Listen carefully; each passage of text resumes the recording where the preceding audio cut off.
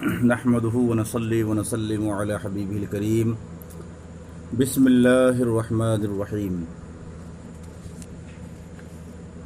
خاتمہ کی پہلی فصل میں یہ بیان کیا گیا کہ قاری اور مقری کے لیے 4 علموں کا جاننا ضروری ہے۔ نمبر 1 علم تجوید یعنی مخارج و صفات کا علم۔ نمبر 2 علم اوقاف، کہاں وقف کرنا صحیح ہے، کہاں غلط، کہاں وقف قبیح ہوگا، کہاں حسن۔ نمبر 3 رسم عثمانی، قرآن مجید کو کس رسم پر لکھا جائے۔ کہیں رسم قیاس کے مطابق ہوتی ہے، کبھی خلاف قیاس ہوتی ہے۔ اور نمبر 4 علم قراءت۔ 3 امور پر گزشتہ درس میں بحث ہو چکی ہے، علم تجوید، علم وقف، علم رسم پر۔ آج جو گفتگو ہوگی وہ اس کے چوتھے جز پر ہوگی، یعنی علم قراءت پر۔ علم رسم سے متعلق صاحب فوائد مکیہ نے ایک بہت ہی نفیس بات یہ فرمائی ہے کہ رسم بمنزل حروف مقطعات اور آیات متشابہات کے ہیں۔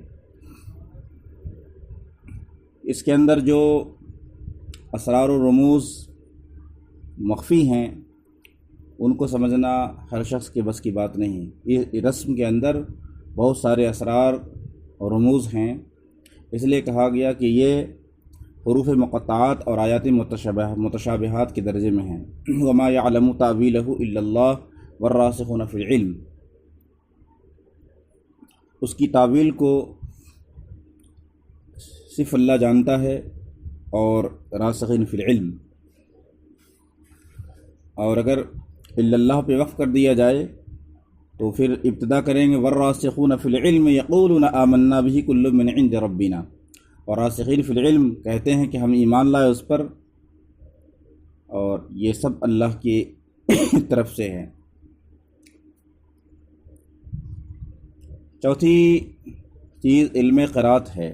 یہ وہ علم ہے جس سے الفاظ وحی کے اختلاف معلوم ہوتے ہیں، یعنی وحی کن کن الفاظ کے ساتھ وارد ہوئی ہے اور لفظوں میں کیا اختلاف ہوا، لہجوں میں کیا اختلاف ہوا، وہ سب اس کے ذریعے سے معلوم ہوتا ہے۔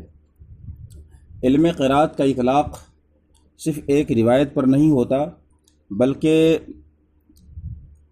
قراءت کا اطلاق قراء 10 یا 7 سے جو قراءات منقول ہیں اور ان کے اختلافات منقول ہیں، ان اختلافات کے ساتھ پڑھنے کا نام علم قراءت۔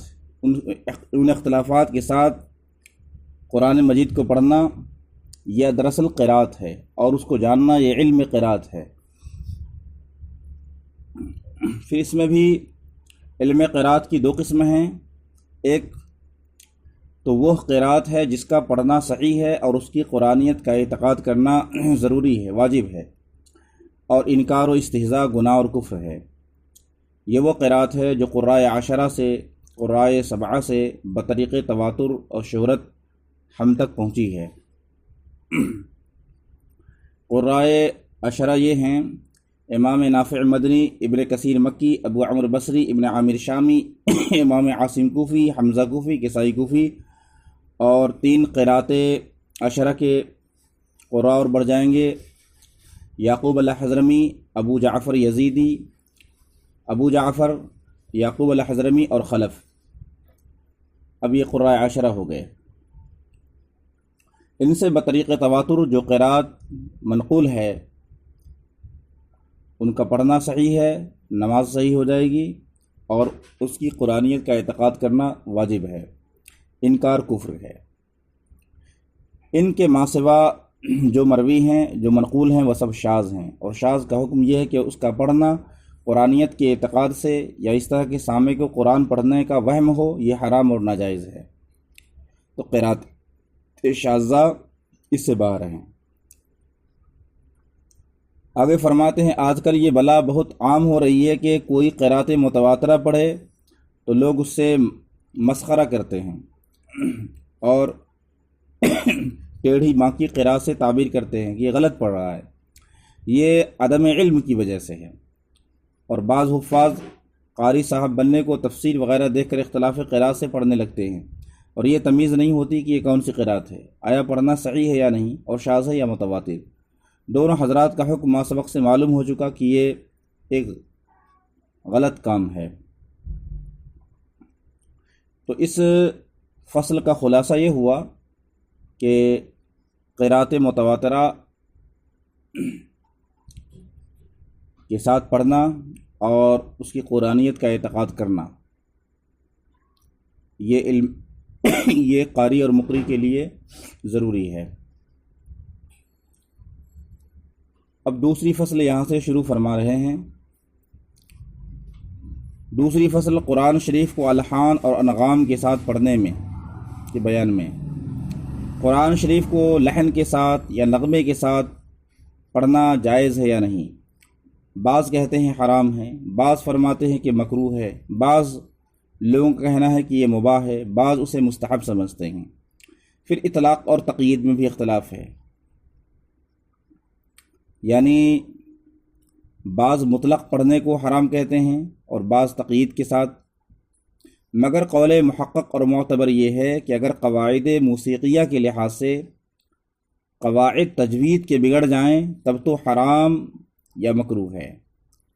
یہ محقق اور معتبر قول بیان فرما رہے ہیں کہ اگر دوران قرات قواعد موسیقیہ کا لحاظ کیا گیا، جس میں کہیں آواز کو گھٹانا یا بڑھانا ہوتا ہے، کہیں پست کرنا اور کہیں بلند کرنا ہوتا ہے، کہیں ٹھہرنا اور کہیں رک کرنا، کہیں جلدی کرنا، کسی کلمہ کو سختی کے ساتھ ادا کرنا، کسی کو نرمی کے ساتھ ادا کرنا، جیسا کہ گلوکار لوگ کرتے ہیں، تو قواعد موسیقیہ کا لحاظ کیا اور قواعد تجوید کے بگڑ گئے، مثلا حرف کہیں بڑھ گیا یا گھٹ گیا، تو یہ مکروہ اور حرام ہے، ورنہ مباح ہے۔ یعنی موسیقی کے قواعد ہی پائے گئے لیکن قواعد تجوید کے نہ بگڑے بلکہ اپنے اصل مقام پر باقی ہیں تو مباح ہے یا مستحب۔ اور مطلقاً تحسین صوت کے ساتھ پڑھنا، یعنی عمدگی کے ساتھ تجوید رعایت قواعد تجوید کے، یہ مستحب اور مستحسن ہے، جیسا کہ اہل عرب عموماً خوش آوازی اور بلا تکلف بلا رعایت قواعد موسیقیہ کے پڑھتے ہیں، اور وہ ذرہ برابر بھی قواعد موسیقیہ سے واقف نہیں ہوتے، اس کے باوجود وہ خوش آوازی سے پڑھتے ہیں، اور یہ خوش آوازی ان کی طبعی اور جبلی ہوتی ہے۔ اسی واسطے ہر ایک کا لہجہ الگ الگ اور ایک دوسرے سے ممتاز ہوتا ہے، ہر ایک اپنے لہجے میں ہر وقت پڑھ سکتا ہے، برخلاف انغام کے کہ ان کے اوقات مقرر ہیں، دوسرے وقت میں نہیں بنتے۔ یعنی نغمہ کے لیے اوقات مقرر ہیں اور اس کے لیے اوضاع مقرر ہیں، اور جب تک وہ آپس میں سر ملا کے نہیں پڑھیں گے وہ نغمہ نہیں تیار ہو پائے گا اور نقشے معلوم ہوں گے۔ یہیں سے معلوم ہو گیا کہ نغمہ میں اور لہجہ میں فرق ہے۔ طرز طبعی کو لہجہ کہتے ہیں اور طرز غیر طبعی کو بلکہ مصنوعی کو نغمہ کہتے ہیں۔ جس طرح سے قوال مصنوعی طور پر ایک لہجہ تیار کرتا ہے، یا جو بھی گلوکار ہیں وہ مصنوعی طور پر لہجہ تیار کرتے ہیں، اور اس لہجے میں اگر اس کو بعد میں کہیں پڑھنے کے لیے تو ان کے لیے پڑھنا مشکل ہوگا۔ اب یہ بھی معلوم کرنا ضروری ہے کہ انغام کسے کہتے ہیں۔ نغمہ کی جمع انغام ہے، وہ یہ ہے کہ تحسین صوت کے واسطے جو خاص قواعد مقرر کیے گئے ہیں ان کا لحاظ کر کے پڑھنا۔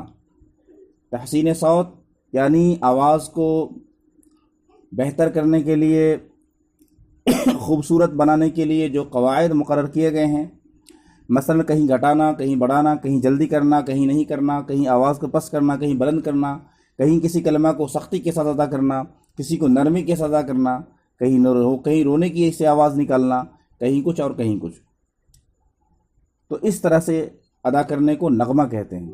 البتہ جو بڑے بڑے اس فن کے ماہرین ہیں ان کی یہ اقوال سنے گئے ہیں کہ اس سے کوئی آواز خالی نہیں ہوتی، یعنی نغمہ سے کوئی آواز خالی نہیں ہوتی، ضرور بضرور کوئی نہ کوئی قاعدہ موسیقی پایا جائے گا، خصوصاً جب انسان ذوق و شوق اور وجد میں کوئی چیز پڑھے گا، باوجود ہے کہ وہ کچھ بھی اس فن سے واقف نہ ہو، مگر پھر بھی کوئی نہ کوئی نغمہ ضرور سرزد ہوگا۔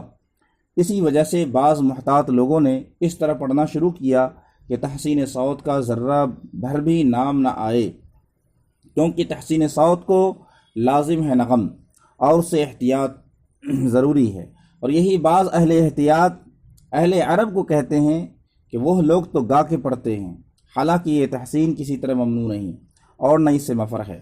خلاصہ اور ماحصل اس باب کا یہ ہوا کہ قرآن مجید کو تجوید سے پڑھنا اور فی الجملہ خوش آوازی سے پڑھنا اور قواعد موسیقیہ کا خیال نہ کرنا کہ یہ موافق ہے یا مخالف، اور صحت حروف اور معانی کا خیال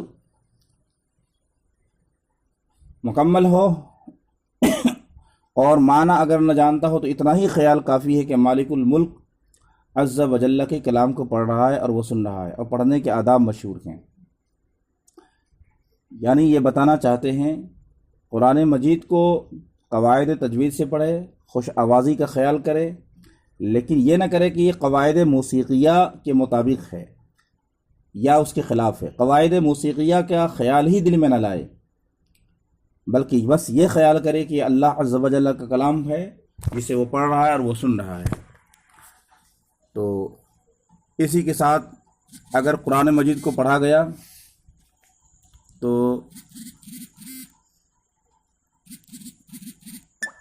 وہ بہتر ہوگا۔ آج کا یہ درس 2 فصلوں کے ساتھ مکمل ہو گیا۔ پہلی فصل ہے خاتمہ کی پہلی فصل، اور اس کے بعد دوسری فصل بیان کی گئی الحان اور انغام کے بارے میں۔ اب یہ کہ